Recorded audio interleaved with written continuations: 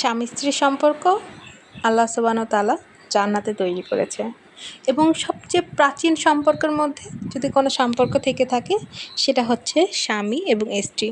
আল্লাহ স্বামী স্ত্রীকে একজনের আর একজনের পরিপূরক করে তৈরি করেছে।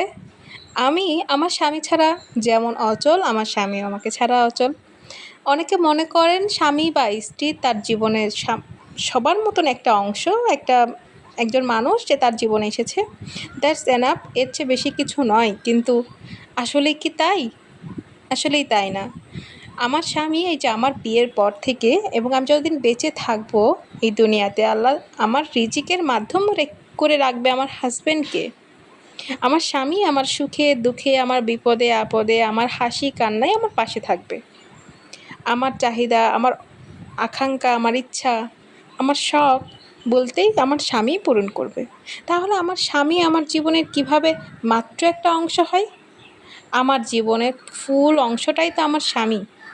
আমার স্বামী ব্যতীত এই দুনিয়াতে অন্য কোনো পুরুষ, যদি আমার স্বামীর পরে অন্য কোনো পুরুষ আমার জন্য কল্যাণকর হইতো, তাহলে আল্লাহ আমার স্বামীর পরিবর্তে অন্য কাউকেই আমাকে দিতেন। কিন্তু আল্লাহ যে মানুষটা আমার জন্য কল্যাণকর তাকেই আল্লাহ আমার স্বামী হিসাবে আমার কাছে পাঠিয়েছেন এবং এই দুনিয়াতে আমরা একসাথে থাকছি। এবং আমি আশা করি, আমি আল্লাহর কাছে সবসময় দোয়া করি, এরপরেও যদি আল্লাহ আমাদেরকে বেহেশত নসিব করেন, আমি যেন আমার স্বামীর স্ত্রী হিসাবে বেহেশত থাকতে পারি। অনেকে মনে করে স্ত্রী স্বামীর কথা বা স্বামী স্ত্রীর কথা শুনলে তারা একজন আরেকজনের গোলাম হয়ে গেল। হ্যাঁ ভাই, আলহামদুলিল্লাহ আমি আমার স্বামীর গোলাম বা আমার স্বামী আমার গোলাম।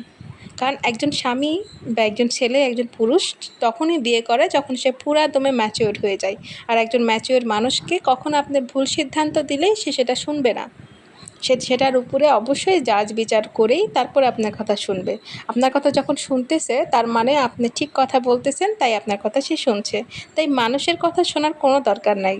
আপনারা আপনাদের মধ্যে সম্পর্কটাকে খুবই ভালো করুন। আর আল্লাহর কাছ থেকে আমি মনে করি বেস্ট গিফট হচ্ছে আপনার স্ত্রী বা আপনার স্বামী, তাই তাদের যত্ন রাখুন।